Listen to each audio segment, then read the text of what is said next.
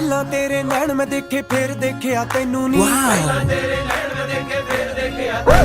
चीकू इसे छूना मत, ये मेरा है। चल चीकू जा यहाँ से। ओ बसों बार दिल हो गया, बसों बार दिल हो गया, चलदा ना चा। अरे ये हिल क्यों रहा है? लगता है भूकंप आ गया। अब मैं देखूंगा कैसे? अरे मोबाइल भी गिर गया, अब मैं देखूंगा कैसे? तेरे मत्थे दी लग सजनी सजदा। वीडियो को लाइक करें।